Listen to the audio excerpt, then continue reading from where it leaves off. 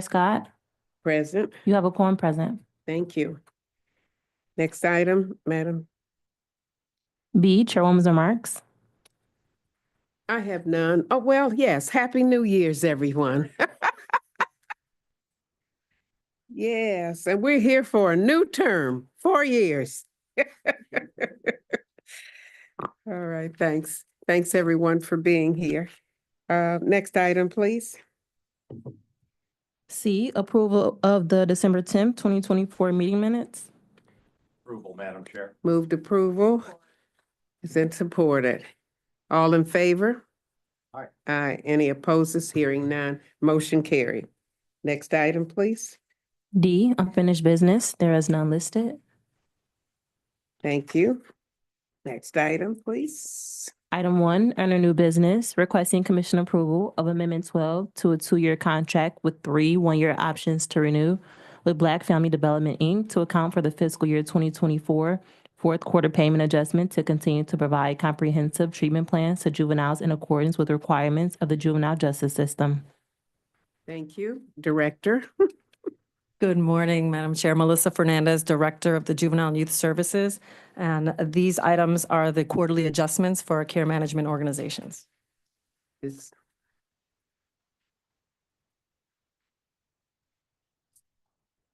Oh, yes. Okay. Yeah, we'll just go through 1 through 5 on this. Okay. Go ahead. Thank you. Are there any questions on item 1? Madam Chair, I Yes. see the director here. Did she want to say a few words?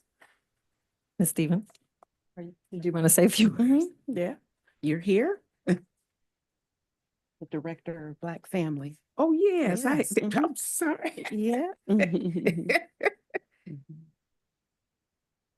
Yes. Thank you so much. Thank you for being here. Thank you for the opportunity, commissioners.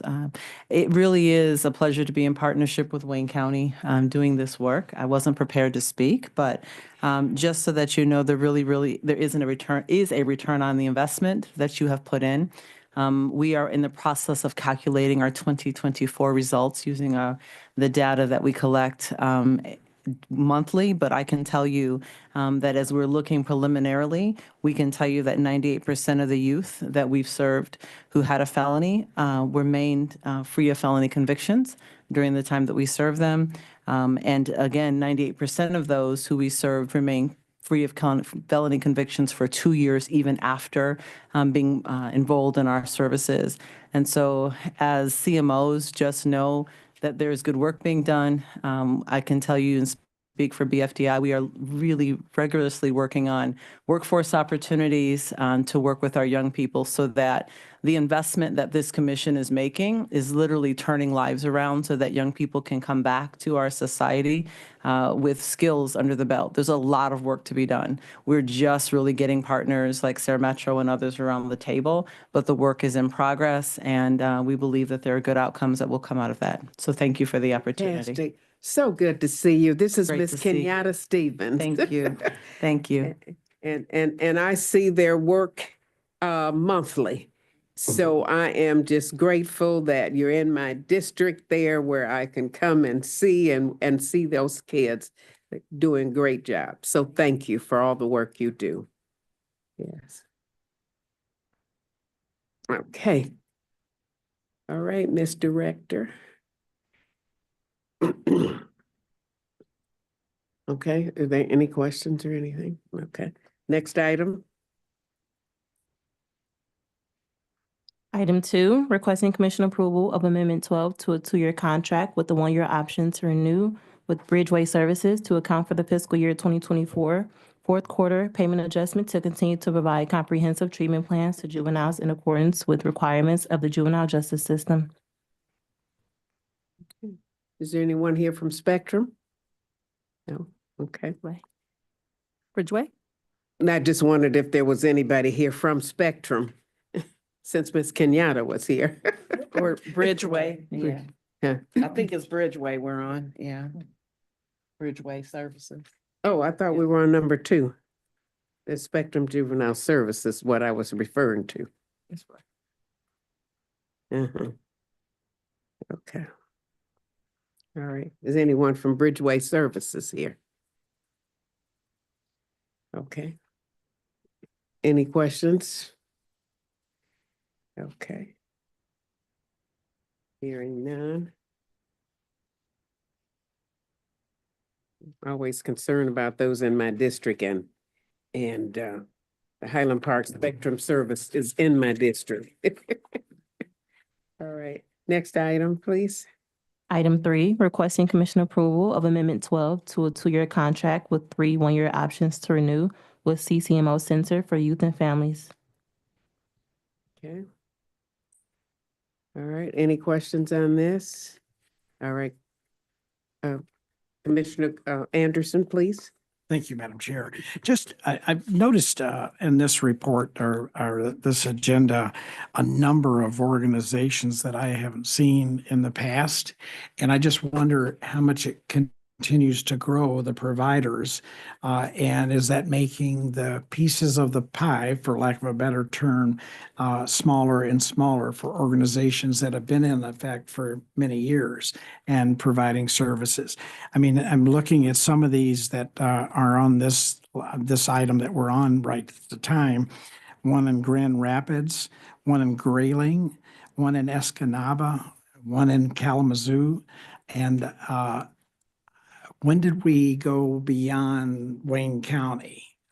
Is what I'm concerned with. Is it growing so much that we're able to provide less help for those in Wayne County? And I could speak. Where do you want to? Absolutely. Melissa Fernandez, Director of Juvenile and Youth Services. So the services specific to Grayling and Escanaba, those are secure facilities. So, you know, we've had a lot of conversations on how the state is really closing down a lot of locations close by, and we're left with limited resources when it comes to placing kids in level 2 facilities. We totally agree. We should not be placing our kids in Escanaba and Grayling, right? But we do that in efforts to avoid having a young person languish at JDF for months and months and months. The other piece, the subcontractors that the CMO subcontract, that ebbs and flows. We are currently looking at that piece, and we absolutely believe that all of our subcontractors should be our CBOs, community-based organizations and grassroots organizations in our backyard. And so we have a lot of efforts on the way now to look at that, to identify these new programs, to identify these new community partners that could potentially partner us, but also meet the requirements of the county. And if they cannot meet the requirements for contracting, then how can we provide the resources to help them be evidence-based, right? To help them, you know, become strong financially. So it's underway right now. We're doing a lot of work on that for 2025 and our efforts to partner with local community-based organizations, but it's a heavy lift. And we certainly will report to this body in the next week when we submit our annual report, and you'll get to see all the great data that Director Stevens talked about in addition to some of our initiatives here for 2025. And you hit it right on the spot, Commissioner Anderson. I'm concerned not only for the fact that these children are out that far away. I mean, a lot of these are, what age group are we talking about? Up to 18, probably? Yes. And that they're separated from their parents. And probably a lot of those parents will never get to Grayling or someplace like that to see them. Correct. And that's even a big concern that I have. Yeah, and I'll take this opportunity to talk about the work that we put in 2025 at JDF. What we did was we are now standing up our own clinical therapeutic program at JDF. And what does that mean? That means that before, JDF was really a space of stabilization and not rehabilitation. And we saw young people sitting at JDF for months waiting for a bed at Grayling without quote unquote time served. And so what we've done is we've hired 7 clinicians. We have a clinical supervisor. We're onboarding a clinical director, and we have our therapeutic program getting ready to kick off so that young people can start their therapeutic treatment. We've met with the court to ask that the courts consider that and de-escalate them or let them finish the programming there instead of sending them to Escanaba, where the parents can come and participate in family therapy and family forums. And so we're really proud of that. We haven't made that super public yet, but that's the first insight on that. The jurists are working closely with us.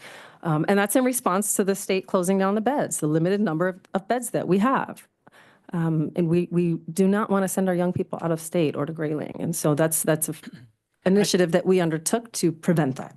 I'm not sure when it's going to open or, but, because I know it's still under construction out on Haggerty Road, the facility there. Have you heard any dates of when that's going to be available for us to, because that would be relieve some of the necessity to have these kids going to Escanaba. I don't mean to pick on Escanaba because Escanaba is a great town. But still, just as an example, that I would hope this youth facility there, it's probably going to be quite a bit larger, it appears, than what was there before. Right, that's the mental health, the psychiatric institute, the Right, state of Michigan. I have no idea when that's ready to open. Oh, okay. All right. I just wanted to express a concern that I have when I see all these communities that are where they're located way away from Yes, this area. Absolutely. Thank you. Commissioner Marecki? Madam Chair, so would we be sending kids to that new facility? Because we never did in the past, right? No, it's a state of Michigan psychiatric facility, so they'd have to be, approved to go there. It would probably be a very, very small number of kids that would need psychiatric intervention and would go there, but we wouldn't be using it to place any of the 35 kids that we have currently at the JDF waiting for a level 2 placement. Okay, it's huge. It is. I mean, I don't know what's going in there, but it's unbelievable. And it doesn't even look close to being done. So, yeah. All right, thank you. Thank you. Commissioner McCormick? Thank you, Madam Chair. So I think you just alluded to how many kids we have waiting to be placed. Was that 30, 35? 36. 36 at this point, okay.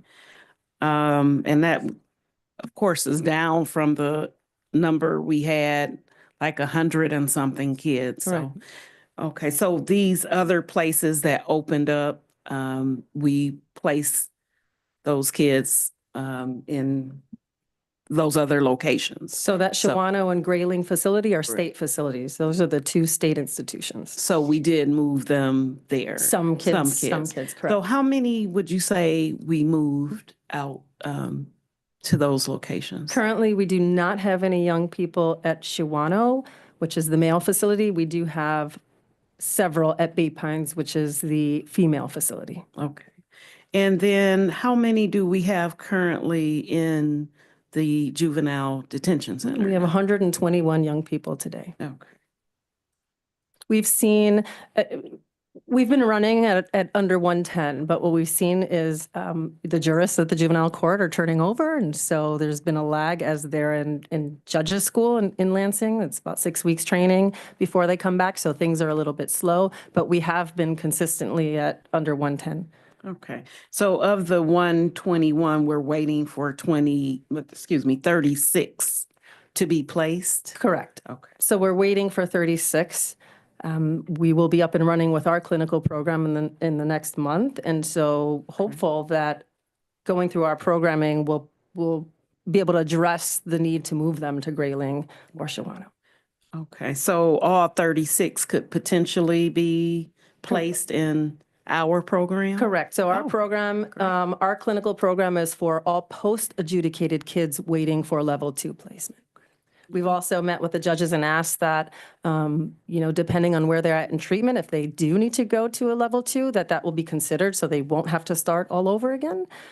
Also, the jurists are considering once they've been in that therapeutic program for at least 6 months or 3 months or whatever they deem appropriate, then they could de-escalate them to community probation, right? Instead of keeping them on that list to go to Shawano or Bay Pines. Okay. And what's the longest stint, I guess, in one child has been there? Like we used to JDF? have, like a year. Yep, I believe right So- now we have 2 that have been there over a year, and that is mainly due to adult trials or trials going on. It's Okay. not waiting for placement. Okay, great. Thank you. You're welcome. Commissioner Khalil? Yeah, Madam Chair, since it came up for discussion today, we have had a lot of conversations about the state funding and these level 2 beds, and this comes up quite often. And maybe I suggest that this committee should look into that a little bit more.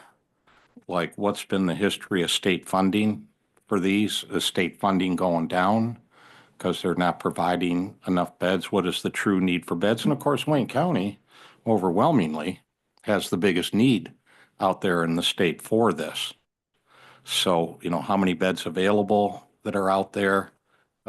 What's the trajectory of funding? Just so that this committee has a good understanding, because this does come up all the time, of what the investment has been here, what the need is as far as we can tell, and how are we as a state, because it affects us so much, I guess, holding up their end in funding and doing this. How much greater is the need? How many more beds do we need? And I'll work with you, Madam Chair, that we can maybe put together a presentation here so we have an understanding of the funding, how it's been going, what it would take, what the need is as far as we can tell. I would guess that other counties have their numbers Yes. as well. And yeah, 11-hour drive to Escanaba. That's not good for young people either, to be that far away from their family. So I was just, Madam Chair, and I'll work with you Glad on to it. work That with we, you on that. yeah, that we look at that and Okay. get something before this committee in the next few months to Okay. really have a good look. This is what the issue is. This is what the funding is. This is how many beds are available. This is what's needed. All of that kind of stuff. So thank you, Madam Chair. Thank you. Anyone else? All Yeah, right. I have a question, another one. So, Ms. Murray. thank you, Mhm. Madam Chair. So do our lobbying groups help us with any of this? They have been quite a bit, Okay, yes. just yes, okay. No, they absolutely have been, Okay. regarding the beds, regarding the number of beds, regarding the priority to Wayne County. The state did move to open rite of passage in Macomb County, which was 20 beds, and they took all 20 beds from Wayne County. It's still not making a dent. And so, we still have Spectrum, who they're up to 90 beds, but they have 160 beds, and the other beds are vacant. Of course, hiring and staffing is an issue. The state recently changed the per diem for a level 2 to $1,300 a day. So you might see me back at this table requesting some changes to our funding and how we pay level 2s, because we're not paying level 2s at that rate. It's pretty crazy that number is $1,300 a day to put a young person in an institution. Thank you. Yes. Thank you so much. You're welcome. Mhm. Okay, next. Anyone else? Next item, please. Item 4, requesting commission approval of Amendment 12 to a 2-year contract with 3 one-year options to renew with GrowthWorks, Inc. Any questions?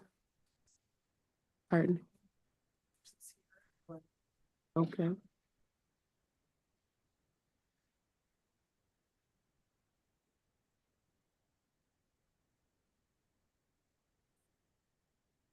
Madam Yeah, Chair, Laura. Committee, Laura Reiners, Community Relations Director at GrowthWorks. Just want to say thank you for the opportunity.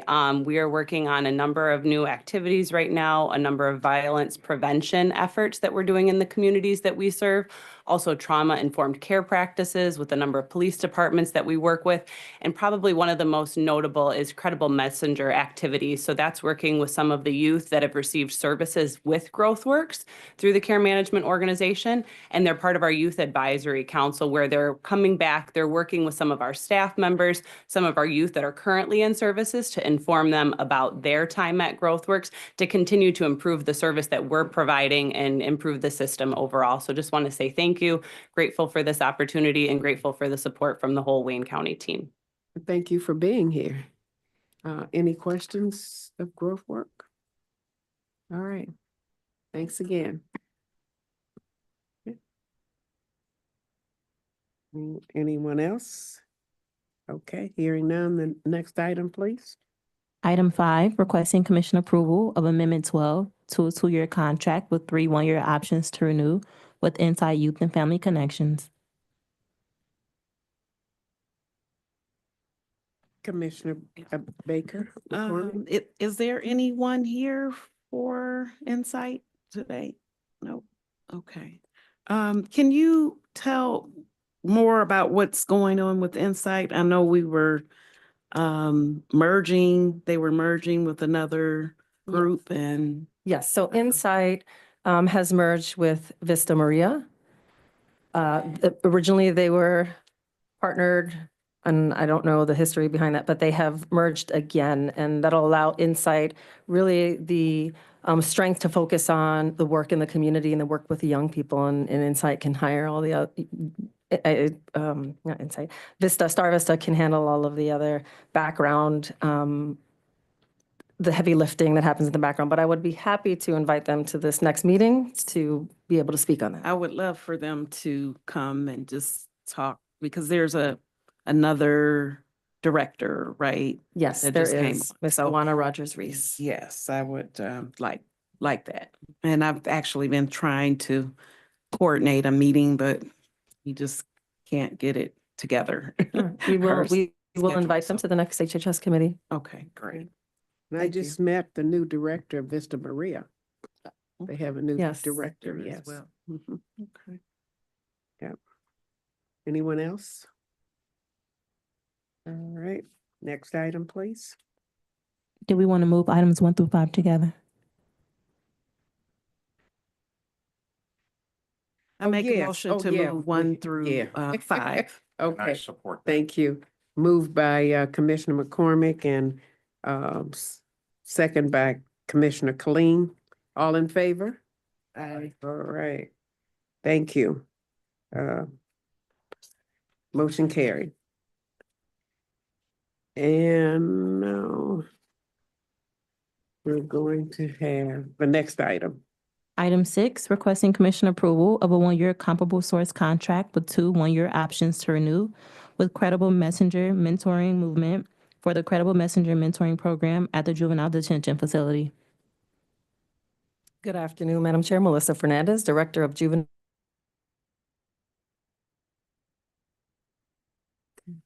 This is our request for a ComSource contract with Credible Messenger Movement. Now, you hear that term, I think you heard it today, and you'll hear that used loosely. Credible Messenger is a national organization that's empirically based around providing mentoring services, training to the mentors in facilities, in institutions throughout the country. They're empirically based. They've been studied by John Jay College of Criminal Justice, Annie E. Casey Foundation, and Max can speak more about specifically what they do and how they're different than some of the people that we currently have. Yeah. I've had the opportunity of working with Credible Messenger Mentoring over the last 10 years in 2 different jurisdictions. They've been very effective. They have a transformative framework where they come in, they bring in individuals from the community who have lived experience that come into the facility that helps to improve facility culture. But one of the things that I like to talk about in terms of their effectiveness is their ability to build relationships, the relevance that they have, and the ability to encourage our young people to buy into the rigor, meaning any program, any behavior management program, any treatment program that we roll out, because of their presence, incidents go down, buy-in increases. I think we might have Clint Lacey on the line. Let's see. If anyone has any questions specifically for Clint. Is Clint Wilson here? Think so. Well, Daryl Woods, I think he, Okay. Clint Lacey is the president and CEO of Credible Messenger. Okay. Commissioner Colleen? Oh, he is with us. Thank you, Madam Okay. Chair. How many people are we anticipating will be hired to do this? so we budgeted for about 12 to 15 mentors. Some will be full-time, some will be part-time. And will they all be local? Yes, And yeah, yes, because as you were talking, I thought that would be very key. Yes. absolutely. Every county is different. Have the locals in there that know That's right. what these youth are. Okay. Sounds good. Thank you, Madam Chair. Okay, go ahead. And the gentleman is on the line. so- Okay. Yes, he is. All right. And so are you training the mentors and that's part of the program? Or how does that work? Mhm. Clint, I'll defer to you on that, but yes, so Okay. Clint's team actually trains the mentors. Okay, go ahead. Yes, thank you. Forgive me for my technical issue trying to log in, but yes, training is a major part of our work.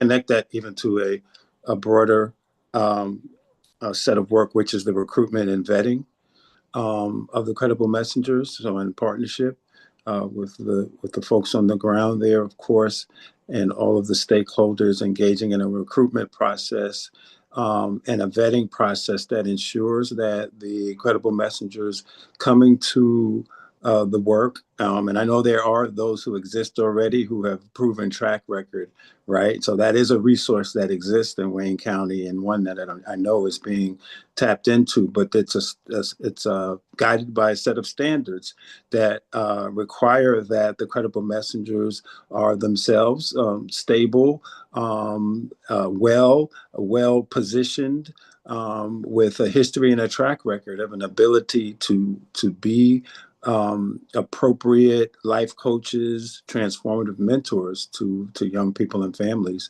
who are dealing with various challenges. And so this is something that we take very seriously because unfortunately, in some instances and in various places in the country, there have been times where, quote unquote, where credible messengers haven't been subject to that type of recruitment and vetting to ensure the high quality and standards are met. But as people are brought on, of course, the question of training and ongoing professional development is critical. So the areas of training include such things as restorative justice, trauma-informed care, healing-centered engagement, mental health first aid, which of course is very important these days with regards, or probably always has been, with regards to helping to support the advancements of behavioral health and wellness on the part of young people. Group facilitation, conflict resolution, and these types of methodologies and approaches are part of the training for credible messengers, and it's something that's done up front in an intensive way, but then on an ongoing basis throughout the course of the functioning of the program. Okay, Thank you. Does anyone have any questions? Commissioner McCormick? and just to follow up on that, will you be providing services to the family as well? That's Or a- is it, Mhm. it's on? Oh, maybe I'm not speaking. I said, would you be providing services to the family? And if so, what does that look like? Not just the child, but also the family? Yeah, that's a great question. And the short answer is yes, because we know that young people, of course, exist and are going back to an ecosystem, to a family. And so the unique aspect of this work, of course, is working with the young people who are inside facilities, who are coming back to community, but preparing that way, providing transitional support, having some level of contact and support with families, dealing with mediation and those kinds of issues, because often there's a lot of conflicts, there's broken relationships, there's complex issues. So that becomes a really important part of the work.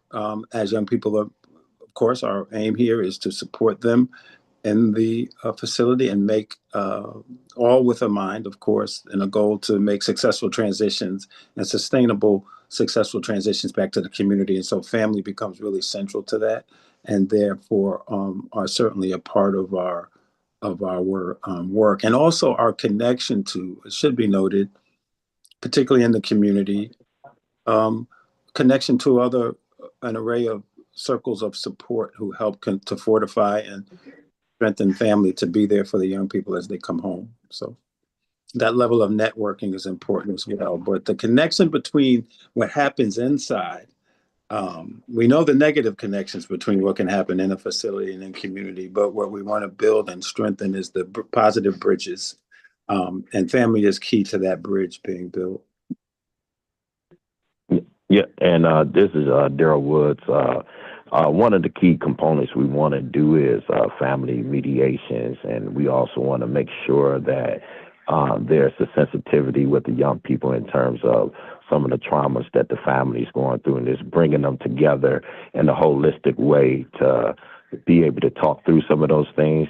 And then also encouraging young people, you know, with their guardians and with their family members, like during holidays, to be able to maybe work with the young people to get their family members something for Christmas and Mother's Day, Father's Day, and things of that nature, because we think that dynamic is vitally important. Okay. Thank you. She wanted to know the Daryl Woods. Daryl, what is your title? I'm Daryl Woods. I am the founder and CEO of Fighting the Good Fight, but also I'm also the chair of the Board of Police Commission as well for the city.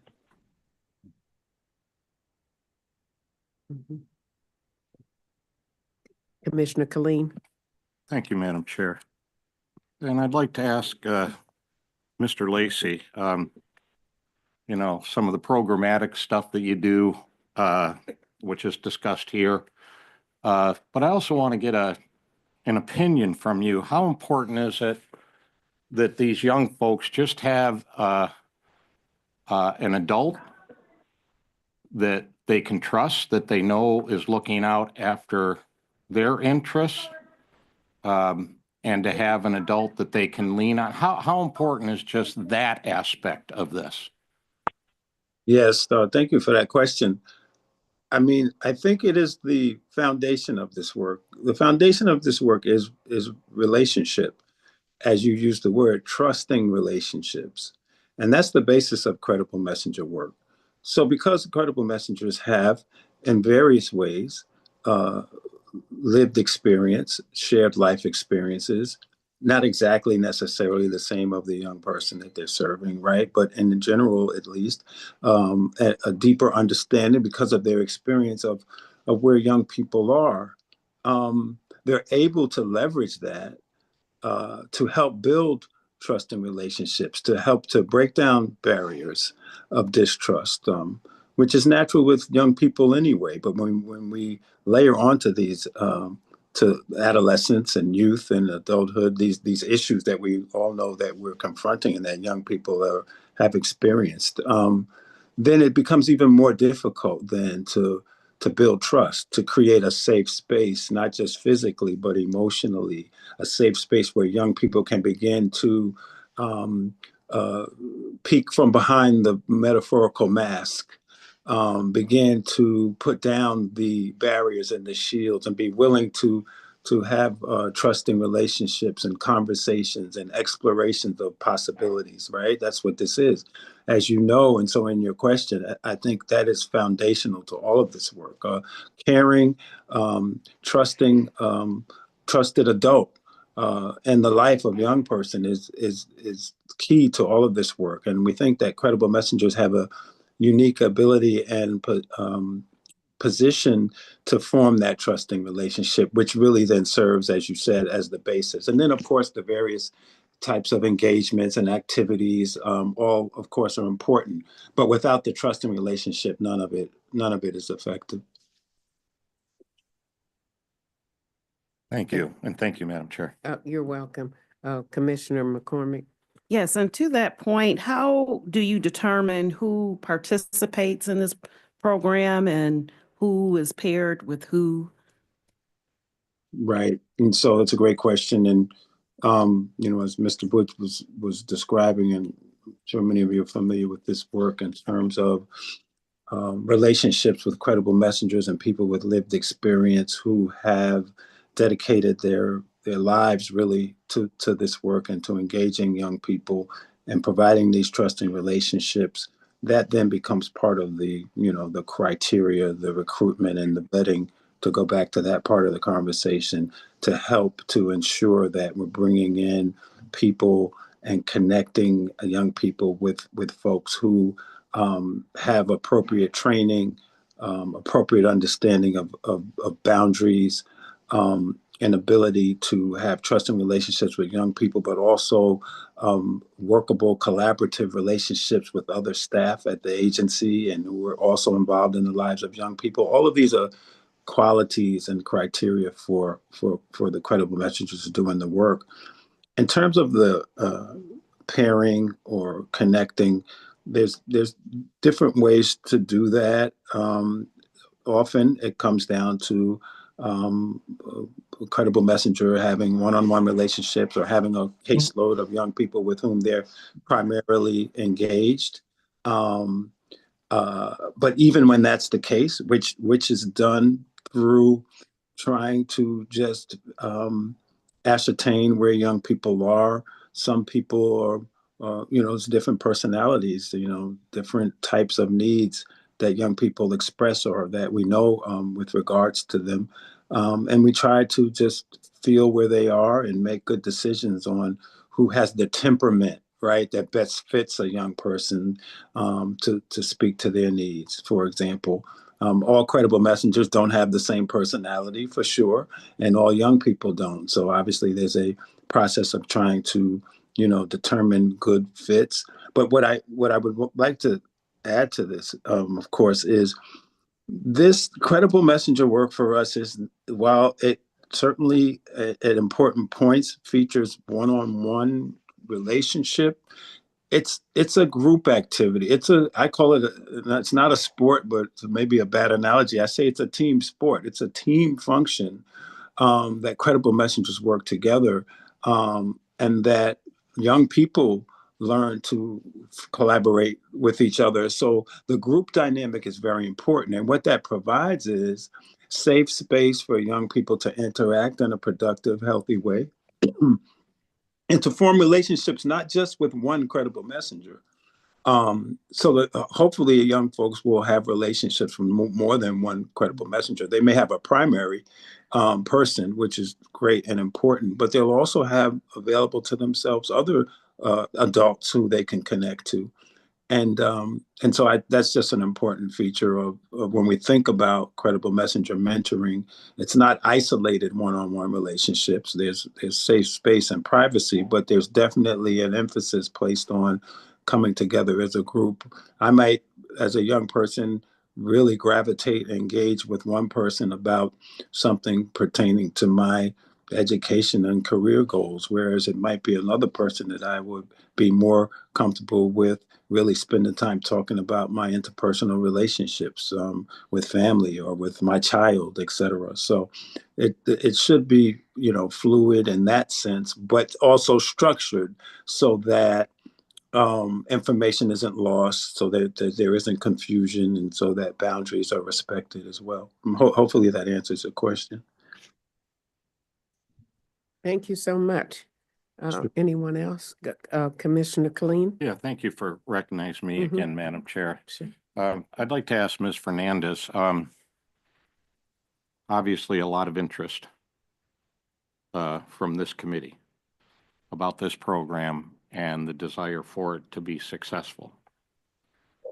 How are we going to get reported back to? You mentioned your annual report is coming out very shortly. How are we going to get feedback from this program, from the department, to say, this is what it's doing, we like this, maybe we don't like, but how is that communication from your department to this committee going to go? Sure. We certainly can provide monthly or quarterly reports. We have our moving forward report coming to the commission soon to update you on the progress. And so we'd be happy to do that. Yeah, that would be great. Of course, it's going to Absolutely. take them a minute to get up and running, but I hate it when we approve these things and then it's 4.5 years later. It's like, oh yeah, we did that, didn't we? Well, how's that going? And if I can add, we are so enthusiastic to speak to you about all the amazing things happening at JDF. I think over the past 2 years, you've seen me on the other end. It is really, as Clint would say, a place of transformation and not transaction, right? And that's what we're shooting for. I'll use that as a shameless plug. Our music studio was just built last week at the JDF, and the kids have a podcast. So you might be seeing an invitation for our young people to have you on their podcast. Okay. So yes, we would be happy to present an update. Thank you, Madam Chair. Is that something completely new? It is. Music? Yeah, Yes. It is. that's great. All right. Okay.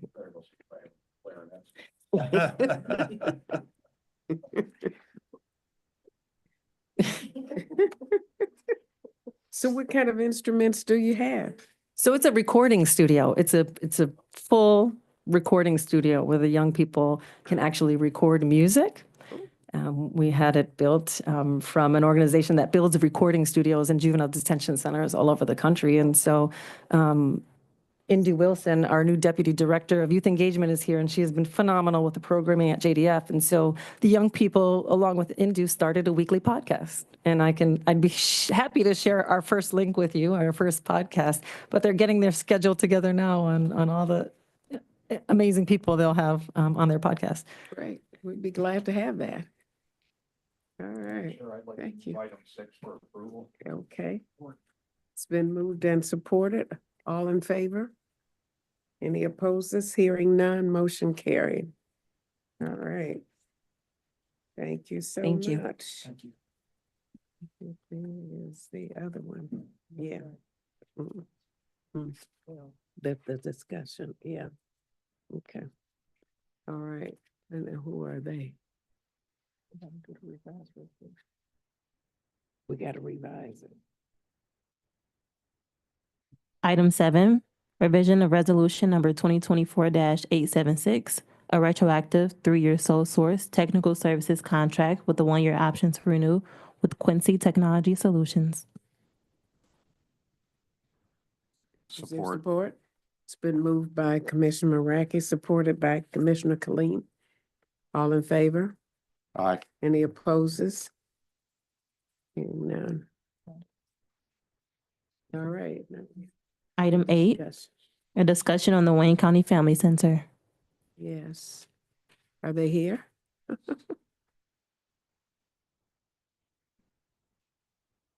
Kept my glasses on. I can't.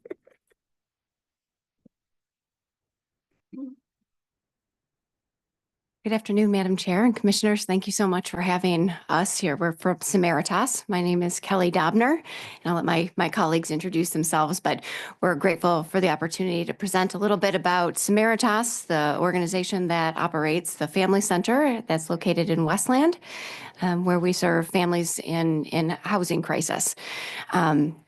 At Samaritas, our mission is serving people as an expression of the love of Christ, and we serve in 4 different areas, 4 core areas of impact, and that's child welfare, it's behavioral health, mental health and addiction services, refugee services, and housing.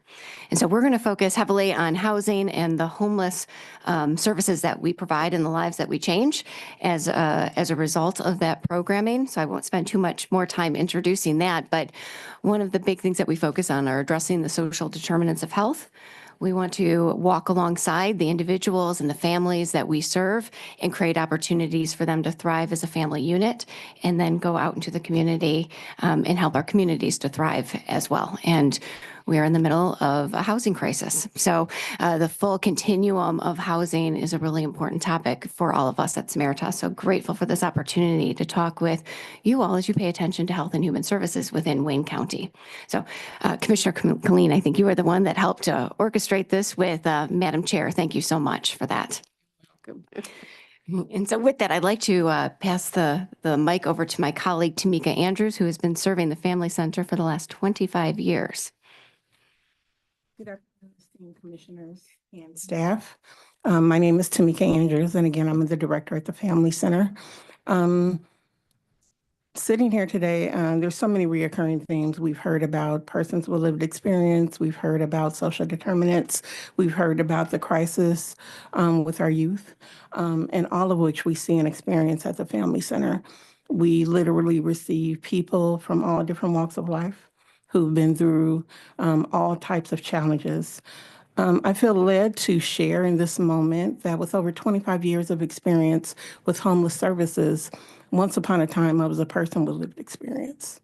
That drove my career path because early on, as a mother of 3 very young children and very little social supports and family issues like some of us have, I ran into people who were not kind.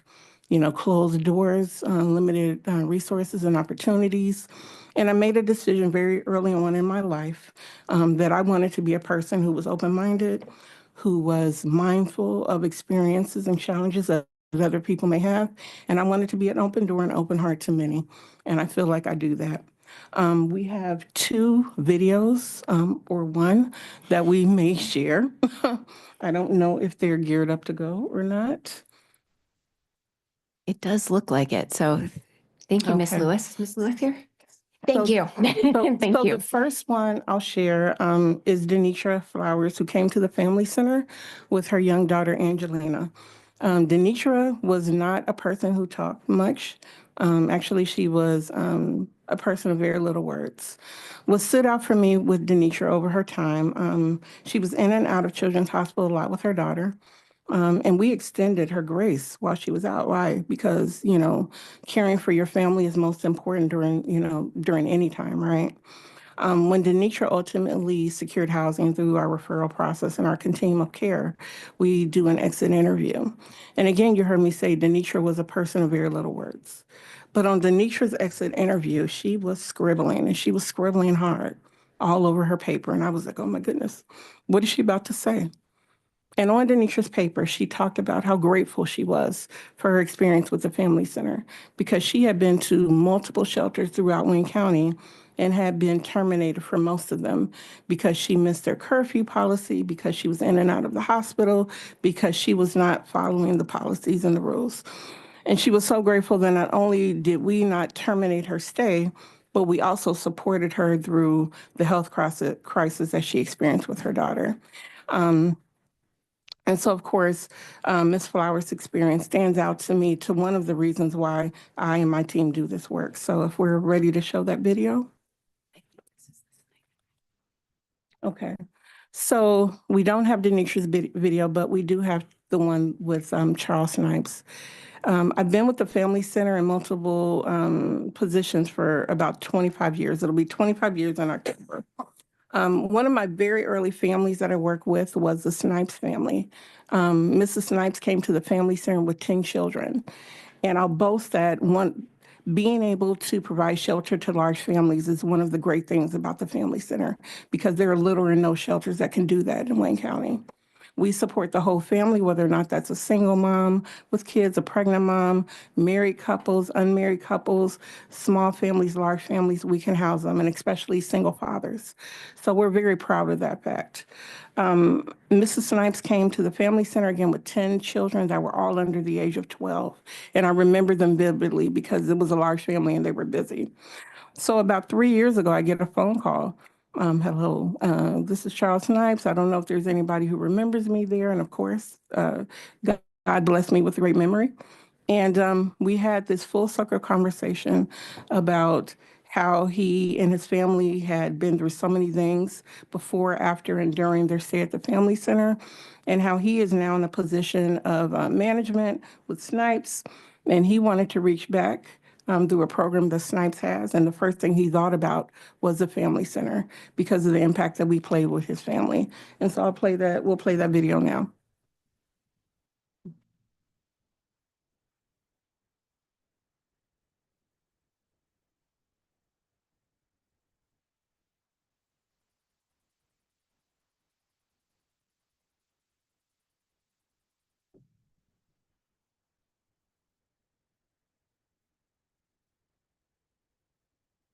Hi, my name is Charles Simmons, and I'm the store manager for the Snipes flagship store here in Michigan. And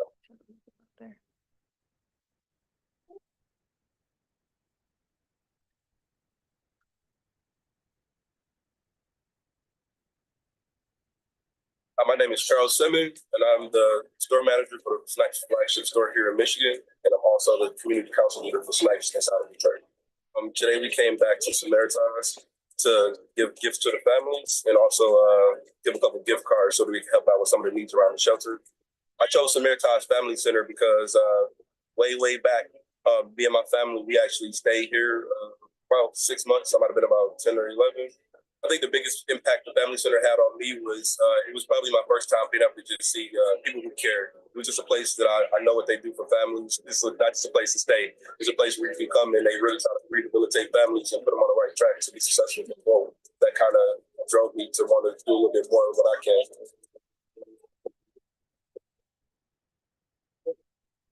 Today was special. I mean, it just brings back a lot of memories. I can see the smiles on the kids' faces, and that same hope that I was able to get, and that same experience of love and affection that I was able to feel from complete strangers. It felt really, really great.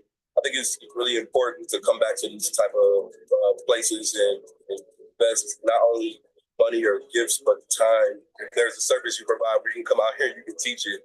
We all have a voice. We all have a platform, whether we believe it or not.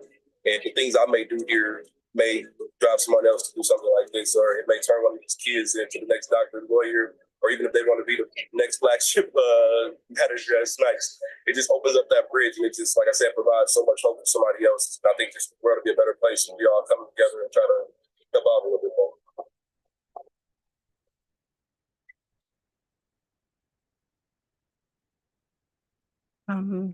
So, I'm blessed to be able to show up to work every day and with my team and be able to provide services and hope to people who, in some cases, don't have any. At the Family Center, we are a 24-room, 85-bed facility. So again, we can serve families of all different sizes, and that's a blessing. We work within the Wayne continuum of care. We receive our referrals directly through the coordinated entry system, and in Wayne Metro handles that. Families come to us, we provide immediate care in terms of whether or not it's clothing assistance, meals, medical care, getting the children in school. We connect them with case management services, referrals. We have a little bit of everything at the Family Center. We have an on-site childcare center. We provide transportation services for any business that they may have. We have a full commercial kitchen. We provide meals, breakfast, lunch, and dinner, and also snacks each day. We have a library with computers and all of that. We have laundry services. We have a recreational room. We have a little bit of everything. And we're proud of all of that. The Family Center also houses the TFAP program, which is a temporary emergency food assistance program, where we support local pantries and food kitchens distribute. We're proud of being able to have that footprint also for people who are vulnerable and most in need, right? So while I can equally talk about the magic of the Family Center and what we do, I also have to talk about some of the challenges that we find ourselves in. Post-COVID, staffing became a huge crisis where we lost a large portion of our staff and have been troubled and challenged with getting qualified staff because of pay raises and need to be able to, support retention and all of that. As Kelly spoke, there is a housing crisis in Michigan, right? What used to be affordable housing where, people in our program could get housing for $800 or $900 a month has now increased to $1,200, $1,300, $1,400 a month. And when you talk about a population that has limited education, sometimes limited work experience, that is virtually impossible to do without resources to help them pay the rent, right? And for those of you who know, right now, there is a cap on Section 8. So without being able to afford housing on their own, without programs like Section 8, that leaves people in programs like ours, or unfortunately, in some cases, without shelter, right? And so our goal, as Kelly will speak on later, is to not only provide quality services to the people who come through our doors, but also serve more. Right now, today, beginning with January 1st of 2024, there are just on the Family Center's waiting list alone, 915 people. 915 people with children who have nowhere to go. That breaks my heart. And I'm sure it probably troubles and breaks some of your hearts as well. Where are those people going? They call us daily. They're calling the CAM daily here in Detroit. They're calling the Connect Center in Wayne County. They're calling other states. They just need to get off the street. And you heard me say the Family Center only has 24 rooms, 85 beds that on some days we can't fully house because we're not fully staffed today. And so I've said a lot. Kelly will say more, but I hope the takeaway is understanding that places like the Family Center and other shelters around Wayne County are important. We're doing the work, we're showing up, but we need more. We're thankful for what we get, we are, but we need more to be able to serve the great need that our communities have. Thank you. How many families are you assisting at this time? Right now, we have half of our population. We can serve 24 families, and we're right about 10 to 12 right now. And, I want to double on that. Post-COVID, we started to see an increase in behaviors that were unique to what we had experienced before. We started to see people who were much more angry, who had been isolated, who, there were just some things that were concerning, even with the children. And some of this, if you're following the trends, is echoed across education and other programs, right? And so for the safety of all involved, we have to keep a balance, right? In years past, we were able, we can do it, right? But again, we need qualified staff in order to provide quality services. And a lot of what we're faced with today is not having the resources to be able to increase the wages of staff who we've been able to retain, but also being able to pay increased wages for people we need to get in who are qualified to do this work. Well, thank you. Are there any questions? Commissioner Anderson. Thank you. Thank you, Madam Chair. Thank you for being here. And I think, the first presentation since I've been here about the Family Center. And I've been familiar with Samaritas for some time. Jay Gilbert, maybe know Jay. Yes, of course. Jay Yes. used to be our one of our directors in the city of Westland.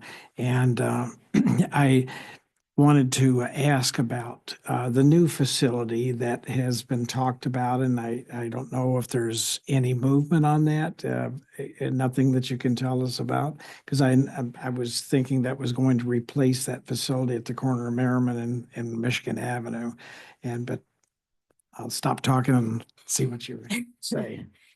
Thank you, Commissioner Anderson. Yes, no, not yet, not yet. I know it's been on the table for a couple of years.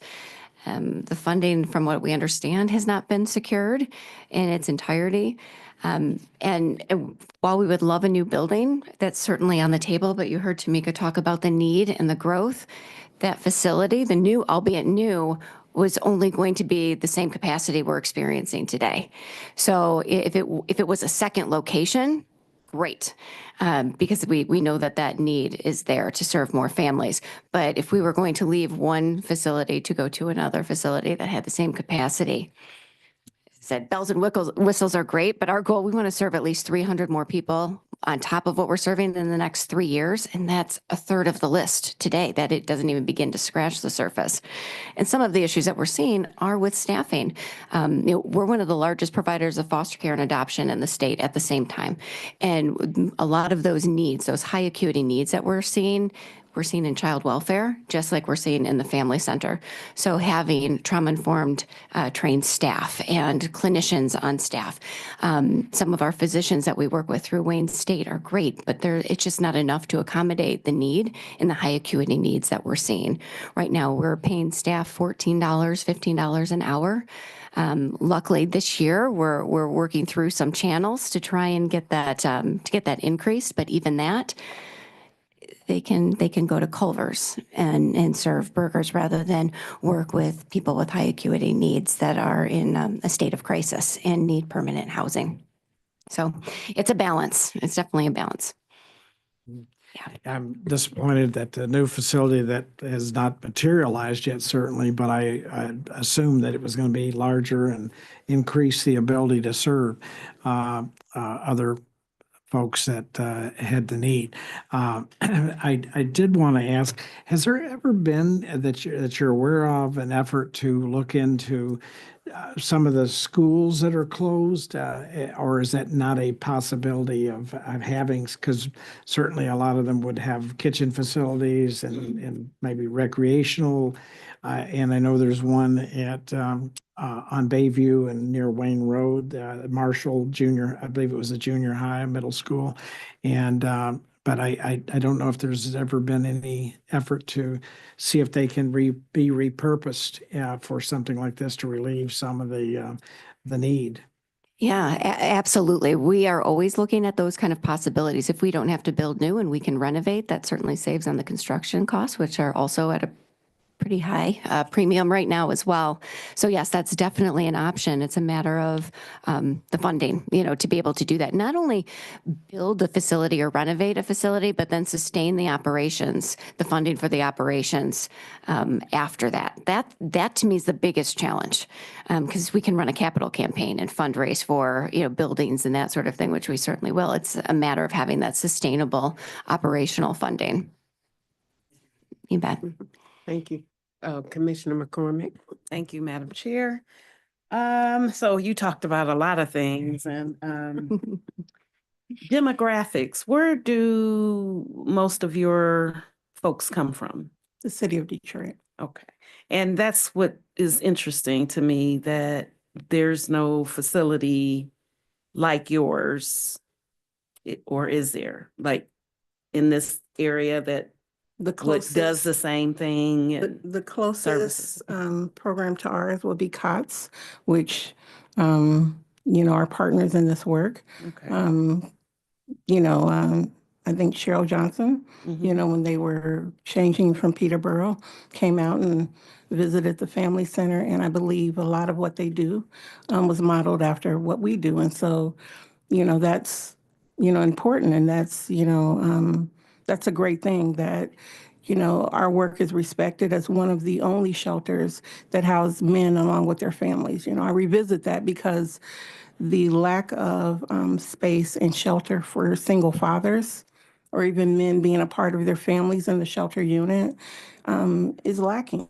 We get calls from all over the state for single fathers who are looking for a place to go.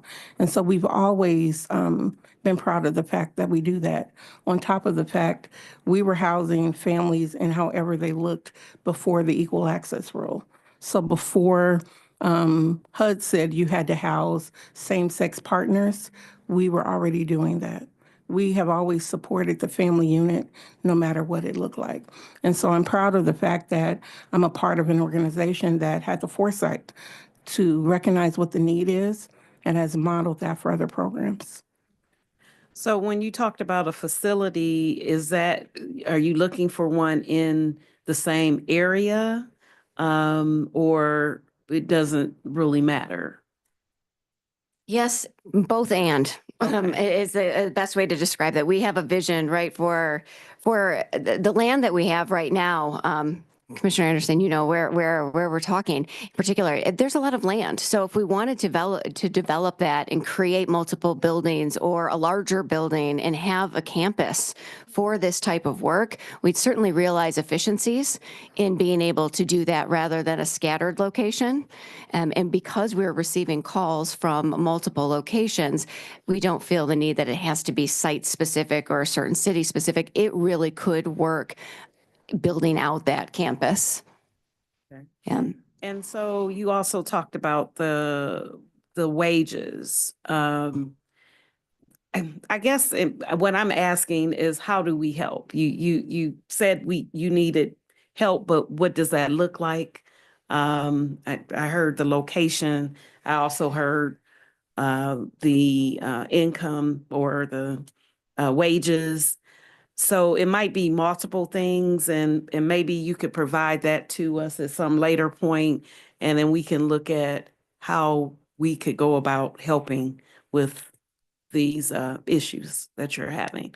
But it would be helpful if we knew exactly how to help. That's what I was saying. Thank you for that invitation. Yes, I certainly love the opportunity. Madam Chair, I'll let you decide that. But today we wanted to be able to present who we were as an organization, the good work that we're doing, and our philosophy behind it, the ROI when we invest in families. And you see in those videos, that's why we shared that they become leaders in our community that then give back. And that's very important. This is not shelter for a time.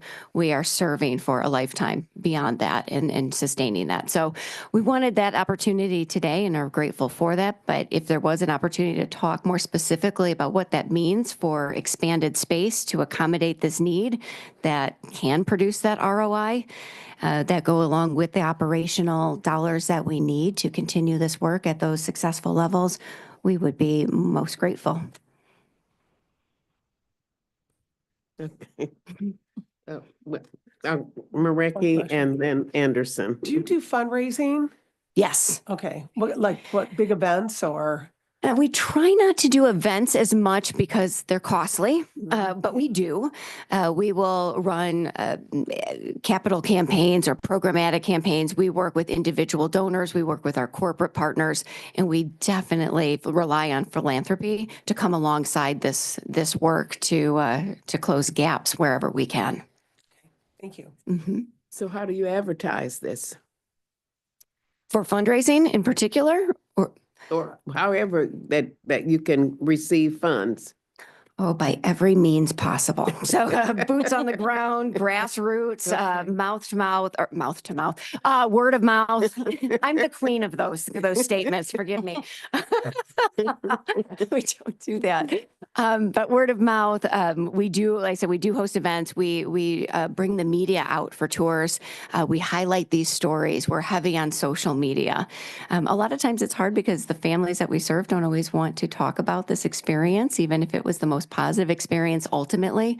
So being able to tell that story is really done through our wonderful leaders and people that have been touched when we can by the mission. Okay. All right, Commissioner Anderson. Thank you, Madam Chair, again. How about, since we're on the topic of fundraising and that, you're, I would assume, a 501c3. Yes. The Samaritas organization, correct? That's correct. And has the state of Michigan been involved at all in trying to, or has the Samaritas employed someone to try to get the state of Michigan involved in supporting, or do they currently? They do not currently, but yes, that we're leaving no stone unturned through that opportunity. Yes. Thank you. Great question. I think that might be something that we, as I think was mentioned earlier, we have, the county has a number of lobby firms that they work with that pursue dollars in Lansing. And I just wondered if we can't maybe pass something along to the administration and through our lobbyists, see if there's not something that could be done to try to bring some resources to this organization, because it's no doubt about it, underfunded and in need of some help. That would be wonderful. That'd be wonderful. That's such an effective way we have found. Thank you. And I certainly extend an invitation to all of you to come out and tour and see for yourselves firsthand the impact that we're making. Okay, Commissioner Khalil. Thank you, Madam Chair. And thanks for being here today.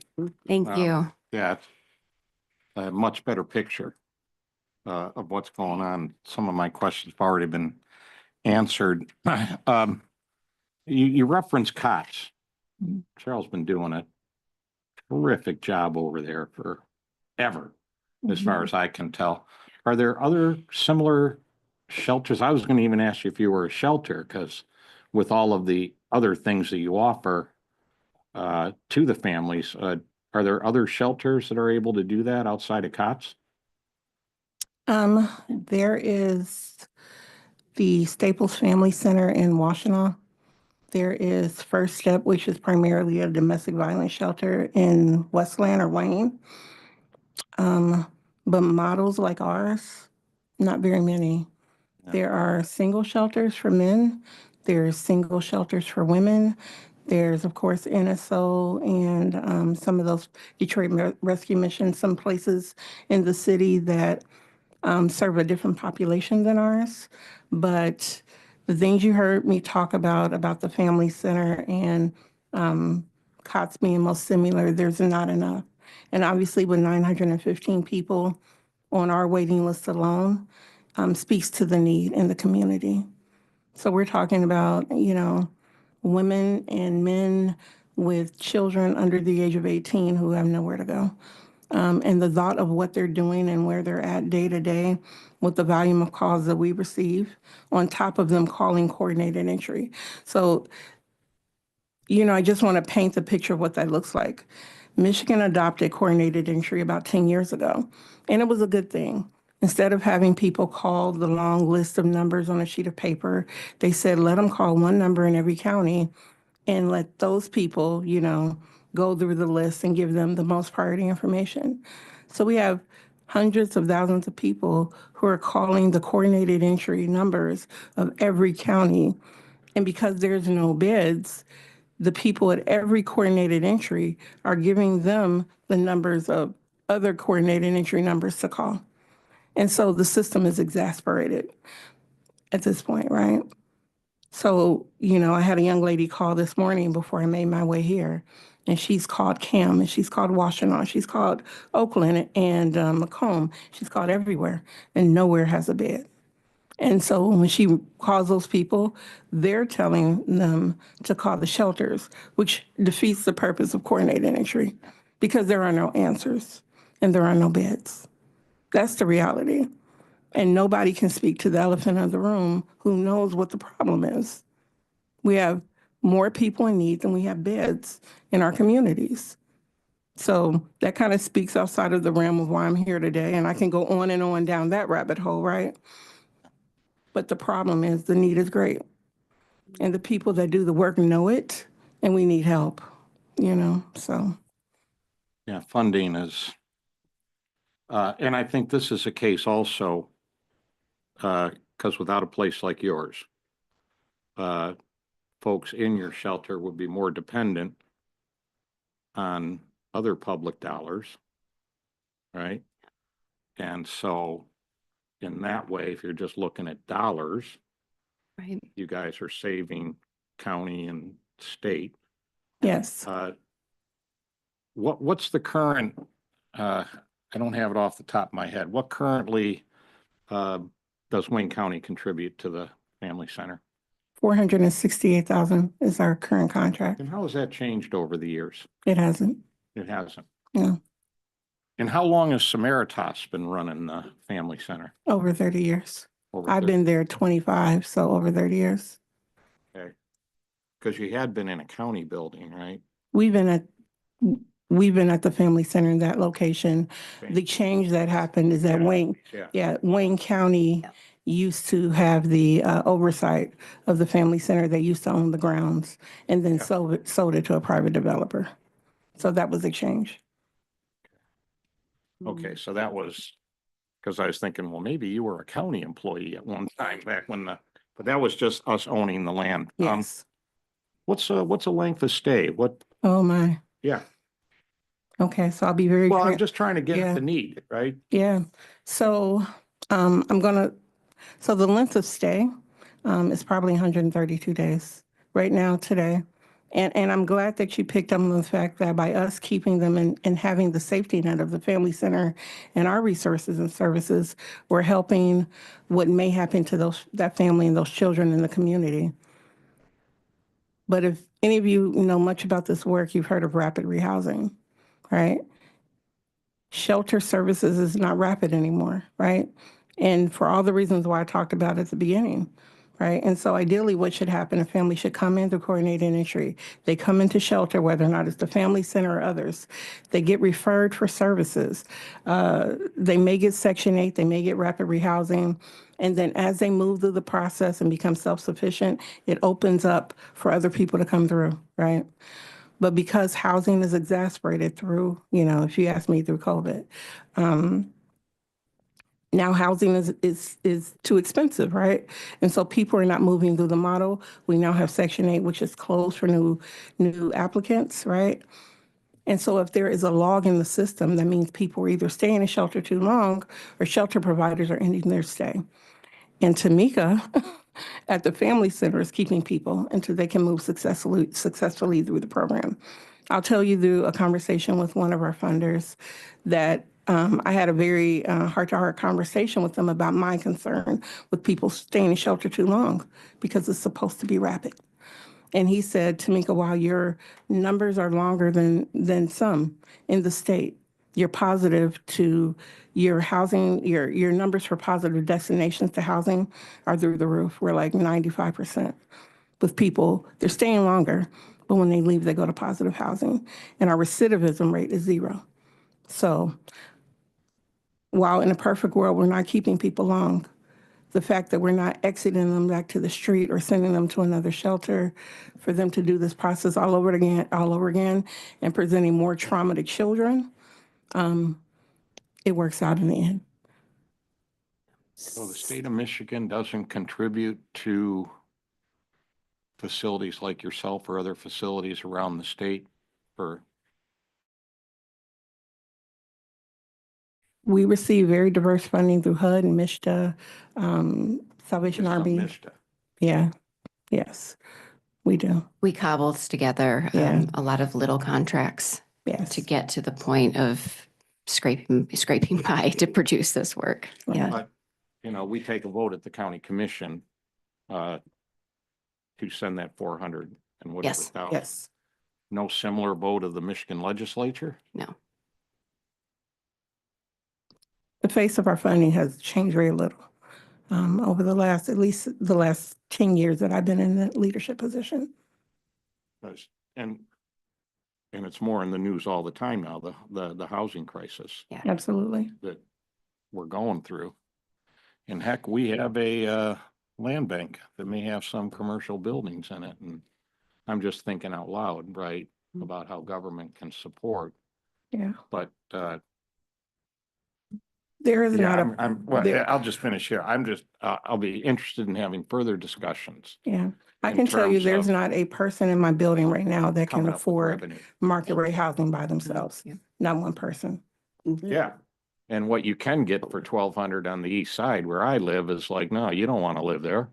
Correct. You need a leaky roof. Right. You need a furnace that maybe works, maybe doesn't work. Come on in. We got a place for you. Right. Yeah. Okay. Thank you, Madam Chair. And And to- thank you very much. Okay, Commissioner McCormick. Yeah, just to your point, Commissioner Colleen, as far as the funding being stagnant, how long Wayne County, you said has given what, 480? 468. 460, and how long has that been? I mean, the same number? How long, do you know? So don't quote me. It may have changed in a small window between 400 to 468 over the last 5 years. Okay. Definitely through the CARES Act, we received some CARES money, which allowed us to do some beautiful renovations within the building. But our funding has not changed dramatically. It certainly has not changed and shifted with the need. And those funds were for physical plant. It wasn't Yeah. for operations Correct. in a one-time opportunity. Have you talked to the state rep, state senator in your area? Yes. Yes. We've started those conversations more robustly on this front. Okay, Yes. just keep on talking to them. Thank you. Thank you very Wow. much. Do you have a board like COTS have a board? Yes, Okay. we So do. they will help you with the funding in that? Because I just recently went to a COTS fundraiser. Yeah. Yes, they do. They do contribute and help open doors in that regard. Okay. Yes. So when was your last fundraiser? It was in October. Oh, so you just had one. Okay. We all right. did. Okay. That's about when COTS had theirs, I believe. It's a popular Very time. similar. Yeah. Yes. Okay. All right. Okay. Did you want to have something to say, young lady? I am just a closer to tell you, thank you so much for having us today. We truly appreciate the time and to thank you for all that you do. Okay. Well, I appreciate you all. And I knew it was serious because you knew the date of this meeting before I knew it. It's true. It's true. Thank you for that. I do have information that I forgot to give you beforehand. Can I leave that with you? Okay, great. Thank you. All right. Okay. Next item. F, such other matters as may be properly submitted before the committee. I guess this is it, the end of the day. In the next item, G, public comments.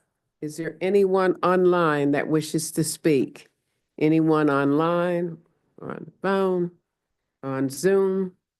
wishing to speak? Hearing none, is there anyone in the audience that would like to say something? Anyone in the audience want to say something?